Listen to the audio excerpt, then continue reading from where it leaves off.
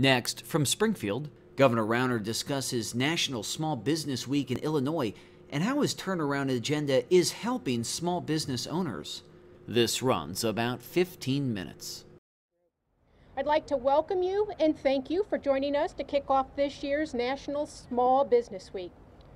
The 2016 theme, Dream Big, Start Small, is a motto that I have lived and worked by for the last 25 years. My husband and I started with a small catering company, and today we have a diverse portfolio of restaurants, retail, and lodging operations that employ over 115 employees. Running any business has its share of challenges, but knowing that our state leaders understand the important role small business has in the economy and the vibrancy of a community gives me great optimism as we continue to grow, and as it should all small business in the state of Illinois. Over the years, I've had the opportunity to work with the Illinois Department of Commerce and Economic Opportunity in order to expand our business operations. DCEO is a true gem to work with, and I encourage all businesses to explore its resources. With that, it gives me immense pleasure to introduce the Illinois Department of Commerce and Economic Opportunities Director, Sean McCarthy. Thank you, Karen, and everyone at Obed and Isaacs for hosting us today as we celebrate the start of Small Business Week. Small businesses like Obed and Isaacs are the backbone of our economy and the fabric of our local communities. The 1.2 million small businesses in Illinois attribute to 98% of the state businesses and employ over 2.4 million people. Small businesses are key to job growth and growing our state economy. We need to make Illinois a state that encourages entrepreneurship by creating an environment in which small businesses can grow and thrive. Governor Rauner understands the importance of Illinois small businesses and is committed to making our state a great place to start and grow a business. The Illinois Department of Commerce offers resources to assist small business owners. We help develop business and marketing plans. We also help with financial planning, financial resources, and export assistance. We are happy to celebrate Illinois small businesses this week, and now I'll turn things over to the Governor to present the proclamation. Thanks, Sean. Again, good afternoon, everybody. Thanks for coming. This is one of my favorite locations in the entire state of Illinois. This is our unofficial home away from home for dinner. I can't wait for it to get a little bit warmer because I spend a lot of our summer evenings here. It's one of the great places in the entire state to sit out and enjoy a delicious beer. The lamb burger's outstanding. I recommend that to you if you haven't tried it. We're here to celebrate small business. Small business is the key to prosperity in the state of Illinois and throughout the United States of America. The majority of Americans either own a small business or work in a small, or are employed in a small business. Think about that. 2/3 of every new job, two-thirds of all the new jobs created are created in small business. Small business success is the economic prosperity for the people of Illinois and across the United States. This week, we are celebrating National Small Business Week, and that's what we're here to proclaim here for the state of Illinois. As we were walking up, Karen and I were talking about, they are expanding. They're expanding in Peoria. I'm looking forward to coming. I think they're going to open up in July. I look forward to sampling their food and beer up there as soon as they do.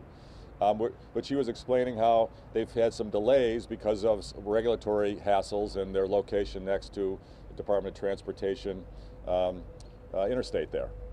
And the nightmare it's been getting the approvals and the red tape and the restrictions. That experience, unfortunately, is not uncommon for small business owners across the state. We have a lot of red tape. We have a lot of restrictions, a lot of regulations. One of the reasons we're setting up our not-for-profit Illinois Business and Economic Development Corporation is to have folks who are dedicated, creative problem solvers to streamline the process when applications are being done or regulatory burdens are hit, and help businesses get through their red tape so they can be freed up. The key to success for small business is reducing red tape, reducing the regulatory burden, and reducing the tax burden so the businesses can keep their costs reasonable and they can compete and earn a decent return on their investment. Entrepreneurs take risk capital. They need to get a good return on their risk capital in order so that they can expand and continue to grow, just like the Kahn family has done. That's the core of our turnaround agenda that we're advocating. It's about growing our economy by reducing the regulatory burden and the tax burden on small businesses so they can become big businesses. As we've talked to small business owners around the state, the two biggest problems we've heard about over the past year is workers' comp costs, especially for manufacturing companies, but many types of construction firms and many others. Workers' comp costs in Illinois are multiples of the states around us. They're 2 to 3 times as high as the costs in the states around us, and that hurts the competitiveness of our businesses, causes them not to expand and hire as many people, and in many cases they move out of the state to go to lower cost locations nearby. We've got to change that and make our workers' comp costs more reasonable. The other huge issue we hear about is property taxes. Property taxes, the #1 uncompetitive tax in the state of Illinois. I just saw an article here in the last week, I don't know if you guys noticed it, that some surveys were done and the average property owner in Illinois pays double in property taxes, the national average, and our average property owner pays the highest property tax in America. That's not sustainable.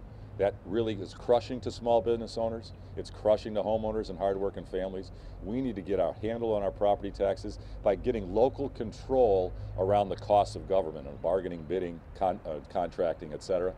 And we're advocating a 2-year property tax freeze to get the system level set and then get local control on our property taxes. We do that along with workers' comp reform.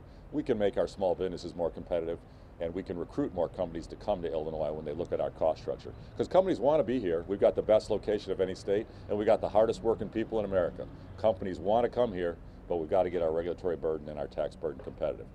That's what our turnaround agenda is about, and that's why we're here to celebrate small business. We're trying to help small business become bigger business and expand in the state of Illinois. And today, and now it's my honor to declare our official proclamation for Illinois' National Small Business Week and Illinois' role in celebrating small business around America. And with that, thanks, Karen. Here's the official proclamation. I'm going to read it. It's not too long. I've had laryngitis last week, so hopefully I can get through the whole thing. Whereas America's progress has been driven by pioneers who think big, take risks, and work hard, and whereas from the storefront shops that anchor Main Street to the high-tech startups that keep America on the cutting edge, small businesses are the backbone of our economy and the cornerstone of our nation's promise. And whereas small business owners and Main Street businesses have energy and passion for what they do, and whereas when we support small business, we create jobs and local communities preserve their unique culture, and whereas because this country's 28 million small businesses create nearly two out of 3 jobs in our economy, we cannot resolve ourselves to create jobs and spur economic growth in America without discussing ways to support our entrepreneurs. And whereas the President of the United States has proclaimed National Small Business Week every year since 1963 to highlight the programs and services available to entrepreneurs through the U.S. Small Business Administration and other government agencies, and whereas the state of Illinois supports and joins in this national effort to help America's small businesses do what they do best, grow their business, create jobs, and ensure that our communities remain as vibrant tomorrow as they are today. Therefore, I, Bruce Rauner, Governor of the state of Illinois, do hereby proclaim May 1st to May 7th, 2016 as National Small Business Week in the state of Illinois. Yay, team. Okay. Thank you. Now we can do some questions. Governor, you talked about workers' comp, and I understand that fits into the grand compromise we're hearing about. How so? How are you going to make it better in a way that's going to pass down there?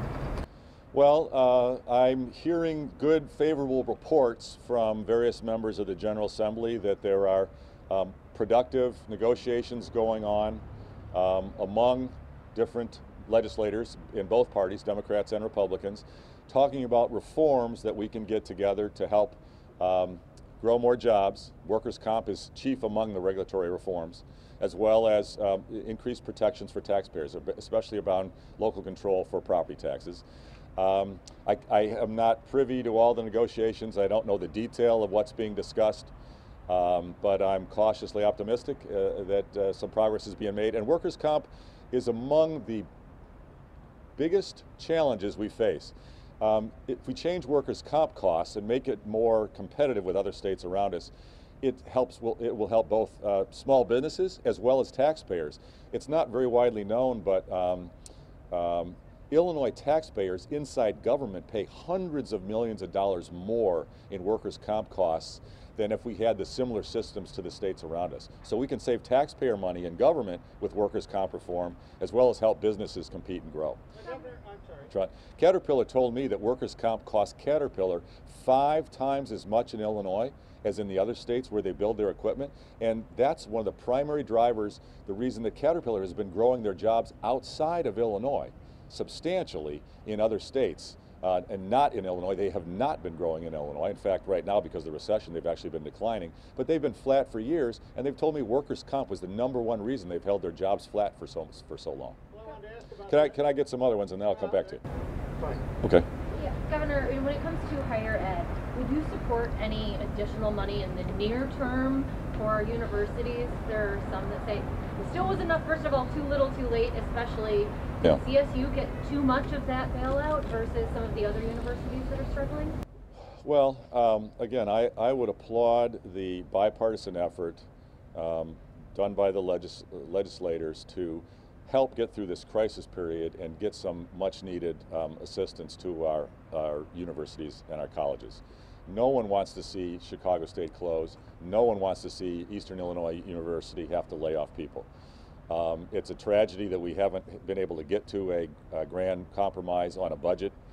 We clearly have to stop spending money that we don't have.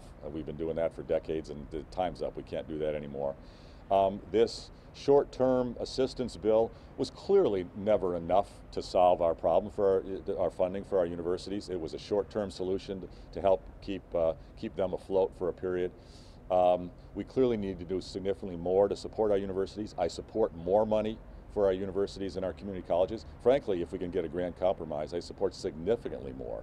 Education should be our top priority for our taxpayer dollars. And the right answer is to use this window of opportunity between now and May 31st to get a grand compromise, get reforms, get a truly balanced budget that includes some appropriate spending levels and some spending reductions, along with some new revenues and some tax reform. And that's really what we should focus on. We've got 4 weeks to get a grand compromise and get a balanced budget. That's what we really should focus on. Yes, sir. And we do a budget that's for 2016 and 2017. Frankly, we're out of money for 2016. There's nothing that we can do really productive for 2016. We should get a grand bargain for both years and do the right thing for the long term. Yeah, hopefully we never have to go through this again. Well, we've been spending on a deficit basis for decades. And we've been borrowing to cover it up, and we have been skimping on pension payments to cover it up.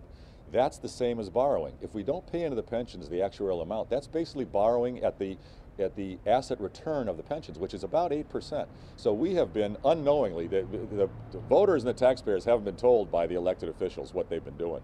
We've been borrowing at 8% for billions and billions of dollars, and it's come home to roost, and this is what we've got to fix. And if we think that only doing a tax hike could solve that problem, it won't. We need pension reform. We need growth. We can't tax our way out of this problem. It's not possible. We can't cut our way out of this problem. It's not possible. We've got to grow. We've got to help companies like Obed and Isaacs grow. Then we can have the revenue to solve the problem. If opportunity is the theme of the week, can you say today if you've given to the Illinois Opportunity Project? And if not, why not? I asked our team to check on that because I think you asked that before. I have not given since I became governor, and I believe I gave a small amount a couple years ago. You don't know how much? I don't. My order of magnitude, I think, was 25 to 50,000, which, you know, is a lot of money, but in the scheme of the millions that they raise, it's not very much. Governor, regarding this idea of a grand bargain, I mean, what's kind of the minimum you're asking for in terms of reforms, your agenda items, and then how much would you be willing to sign on for in terms of revenue and taxes? Well, again, I don't want to get ahead of the legislature in their negotiations. I don't want to comment on specifics. I think the good news is they're talking about very significant reforms. I've been told, and they're talking about a balanced budget that includes cuts as well as some tax revenue reform, and I think that's the right answer. You keep saying I've been told or you're hearing. Are you not directly involved in these negotiations? I'm not. And should you be at some point? At various points in the past, I have been, and I think and I don't think the leaders in the legislature are directly involved either. I think this is a grassroots effort from members of the General Assembly who are really kind of taking and this is the right thing. I think they're taking the bull by the horns, and I think they're moving it along. Does that make you and the leaders look bad that you guys can't do this on your own and that it has to be done by rank and file? Actually, you know what? Having it done by the legislatures, I think, is the best answer.